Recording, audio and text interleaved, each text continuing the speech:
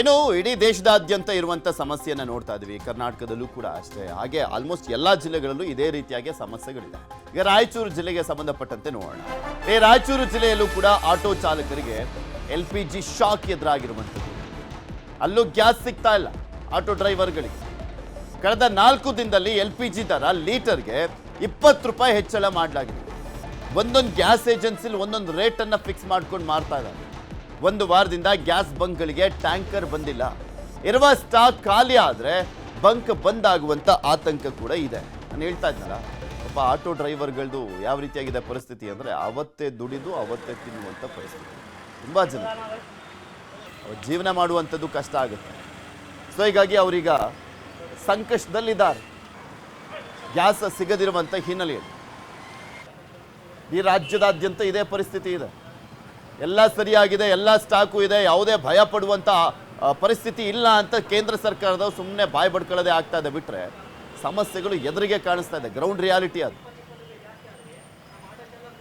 ಈಗ ಮತ್ತೆ ಈಗ 74 ಆಗಿದೆ ಸರ್ ಈಗ ಗ್ಯಾಸ್ ಸರ್ 1 ಲೀಟ್ರಿಗೆ. ಈಗ ಮತ್ತೆ ರಾತ್ರಿ ಹೊಸ ಮಾಲ್ ಬಂತಂದ್ರೆ 79 ಅಂತ ಹೇಳಕತ್ತಾರೆ ಸರ್. ಈಗ ಹಾಯ್ಕೋರಿ ಈಗ ಇಷ್ಟು ಇದ್ದದ ಮಾಲ್ ಸ್ಟಾಕ್ ಆಗ್ತದ, ಬಂದರೆ ಬಂತು, ಇಲ್ಲಾಂದ್ರೆ ಇಲ್ಲ. ತಿಂಗಳನ್ನ ಆಗ್ಬೋದು, ಇಲ್ಲಾಂದ್ರೆ 4 ದಿನ ಆಗ್ಬೋದು. ಗ್ಯಾಸ್ 2 ದಿನ ನಡೀತದ, ನಿಮ್ಮ ಇಷ್ಟ ಅಂತ ಹೇಳ್ಕತ್ತಾರೆ ಸರ್. ಸಮಸ್ಯೆ ಏನಂತಂದ್ರೆ ಆ ಕಡೆ ಇದ್ದೋ ಸಲಕ್ಕೆ ಈ ಕಡೆ ರೇಟ್ ಏರೋದು ಅಂತ ಹೇಳ್ತಾರೆ. ನಮಗೇನು ಮಾಡೋಕ್ಕಾಗೋದಿಲ್ಲ. ಗೋರ್ಮೆಂಟ್ ರೇಟ್ ಹೇಳಿ ಸರ್, ನಾವು ಏರ್ಸಕತ್ತೀವಿ ಅಂತ ಹೇಳ್ತಾರೆ ಸರ್.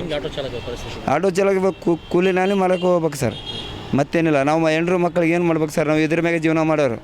ಇದ್ರ ಬಿಟ್ಟರೆ ಏನೂ ಇಲ್ಲ. ಒಂದು 100 ರೂಪಾಯಿ ತಂದ್ರೆ 50 ರೂಪಾಯಿ ಮನೆಗೆ ಆತೋ, 50 ರೂಪಾಯಿ ಗ್ಯಾಸಿಗೆ ಆತೋ ಅಂತ ನಾವು ದುಡಿತೀವಿ ಸರ್. ಅದನ್ನೂ ಇಲ್ಲ ಅಂತಂದ್ರೆ ಏನು ಮಾಡೋಕ್ಕಾಗಲ್ಲ ಸರ್. ಈಗ ನಾವು ಅಂದ್ರೆ ಈಗ 10 ರೂಪಾಯಿ ಚಾರ್ಜಾಗಿ 20 ಕೊಡ್ರಿ ಅಂತಂದ್ರೆ 20 ರೂಪಾಯಿ ಅಂದ್ರೆ ಅಂತ ನಿಮ್ಮ ಕಷ್ಟ ನಮಗೆ ಯಾಕೆ ಹೇಳ್ತೀರಪ್ಪ? ನಮ್ದು ಏನು ರೀ ಅದ ಅಷ್ಟು ತೊಗೋರಿ ಅಂತ ಹೇಳ್ತಾರೆ ಸರ್. ಅದ್ರಾಗ ಒಂದು 40-50 ಬಸ್ ಅವ, ಸಿಟಿ ಫ್ರೀ ಅಂತೇಳಿ ಹೆಣ್ಮಕ್ಳು ಅಂದ್ರೆ ಅವರೇ ಹೋಗೋರು, ಬಜಾರ್ಗೆ ಮಾರ್ಕೆಟಿಗೆ ಹೋಗೋರು. ಅವರು ಬಸ್ಸಿಗೆ ಹೋದ್ಮೇಲೆ ನಮಗೇನು ಇಲ್ಲ ಸರ್, ಬರೋದೇ ಇಲ್ಲ ಆಟೋದಾಗ. ಹೆಣ್ಮಕ್ಳು ಬಸ್ಸಿಗೆ ಹೋಗ್ತಾರೆ.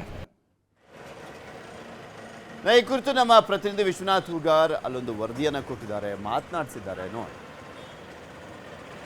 ಮಧ್ಯಪ್ರಾಚ್ಯ ದೇಶಗಳಲ್ಲಿ ಯುದ್ಧ ನಡೆಯುತ್ತಿರತಕ್ಕಂತಹ ಹಿನ್ನೆಲೆಯಲ್ಲಿ ಆ ಯುದ್ಧದ ಬಿಸಿ ರಾಯಚೂರು ಜಿಲ್ಲೆಯ ಆಟೋ ಚಾಲಕರಿಗೂ ಕೂಡ ತಟ್ಟಿದೆ ಅಂತ ಹೇಳ್ಬೋದು. ಯಾಕೆಂತ ಕೇಳಿದರೆ ರಾಯಚೂರು ಜಿಲ್ಲೆಯಲ್ಲಿ ನಾನು ನಮ್ಮ ಹಿಂಭಾಗದಲ್ಲಿ ನಿಮಗೆ ತೋರಿಸ್ತಾ ಇರ್ತೀನಿ. ಪಟ್ಟಣದ ಹೃದಯ ಭಾಗದಲ್ಲಿರ್ತಕ್ಕಂತಹ ಒಂದು ಗ್ಯಾಸ್ ಬಂಕ್ ಇದು. ಪೆಟ್ರೋಲ್ ಬಂಕ್ ಯಾವ ರೀತಿ ಇರ್ತಾವೆ ಆ ರೀತಿಯಾಗಿ ಒಂದು ಗ್ಯಾಸ್ ಬಂಕ್ ಇದು.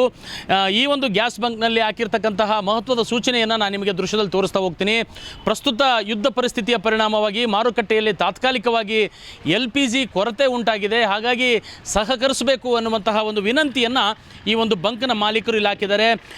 ಈ ಒಂದು ಕಳೆದ ವಾರದಲ್ಲಿ ನೋಡಿದಂಥ ಸಂದರ್ಭದಲ್ಲಿ ಲೀಟ್ರಿಗೆ 55 ರೂಪಾಯಿ ಇದ್ದಂಥ ಗ್ಯಾಸ್ ಇದೀಗ 74 ರೂಪಾಯಿಗೆ ಏರಿಕೆಯಾಗಿದೆ. ಪ್ರೈಸನ್ನು ನಿಮಗೆ ತೋರಿಸ್ತೀನಿ. ಜಸ್ಟ್ ಇದೀಗ ಬಂದು ಹಾಕಿಸ್ಕೊಂಡು ಹೋಗಿರ್ತಕ್ಕಂತಹ ಗ್ರಾಹಕರು ಕೂಡ ನೋಡಿದ್ದೀವಿ ನಾವು. ಇಲ್ಲಿ 74 ರೂಪಾಯಿಗೆ ಈಗ ಏರಿಕೆಯಾಗಿದೆ. ಕೇವಲ 4 ದಿನಗಳಲ್ಲಿ 20 ರೂಪಾಯಿ, ಸರಿಸುಮಾರು 20 ರೂಪಾಯಿ ಪ್ರತಿ ಲೀಟ್ರಿಗೆ ಹೆಚ್ಚಳ ಆಗಿದೆ. ಹಾಗಾಗಿ ಇವತ್ತು ಆಟೋ ಚಾಲಕರು ದುಬಾರಿ ಗ್ಯಾಸನ್ನು ಬಳಸಿ ಆಟೋ ಚಾಲನೆ ಮಾಡಬೇಕಾದಂತಹ ಪರಿಸ್ಥಿತಿ ಇವತ್ತು ಅನಿವಾರ್ಯವಾಗಿ ಎದುರಾಗಿದೆ. ಗ್ಯಾಸ್ ಬಂಕ್ಗಳಿಗೆ ಕಳೆದ ಒಂದು ವಾರದಿಂದ ಇವತ್ತು ಗ್ಯಾಸ್ ಟ್ಯಾಂಕರ್ ಕೂಡ ಬಂದಿಲ್ಲ ಅಂತ ಹೇಳಲಾಗ್ತಾ ಇದೆ. ಸದ್ಯ ಸ್ಟಾಕ್ ಇರ್ತಕ್ಕಂಥ ಗ್ಯಾಸ್ ಏನಿದೆಯಲ್ಲ ಅದು ಇನ್ನು 3-4 ದಿನಗಳಿಗೆ ಮಾತ್ರ ಸಾಲ್ತದೆ. ಬಂಕ್ನಲ್ಲಿ ಟ್ಯಾಂಕ್ ಬರೆದಿದ್ರೆ ಬಂಕ್ ಬಂದಾಗುವ ಆತಂಕವೂ ಕೂಡ ಇಲ್ಲಿ ಎದುರಾಗಿದೆ. ಆಟೋ ಚಾಲಕರು ನ್ಯೂಸ್ 18ಗೆ ವ್ಯಕ್ತಪಡಿಸ್ತಾ ಇದ್ದಾರೆ. ನೋಡಿ, ನಿಮಗೆ ನಾನು ದೃಶ್ಯದಲ್ಲಿ ತೋರಿಸ್ತಾ ಇದ್ದೀನಿ. ಆಟೋ ಚಾಲಕರು ಇಲ್ಲಿದ್ದಾರೆ, ಅವ್ರನ್ನ ಮಾತಾಡಿಸ್ತಾ ಹೋಗ್ತೀನಿ. ಸರ್ ಹೇಳಿ, ಏನು ಪ್ರಾಬ್ಲಮ್ ಆಗ್ತಾ ಇದೆ? ಈಗ ಗ್ಯಾಸ್ ಸಿಗ್ತಾ ಇಲ್ವಂತಲ್ಲ, ಸಿಗೋ ಗ್ಯಾಸು ಕೂಡ ದುಬಾರಿ ಅಂತ ಹೇಳ್ತಾ ಇದ್ದಾರಲ್ಲ ಅಂತ.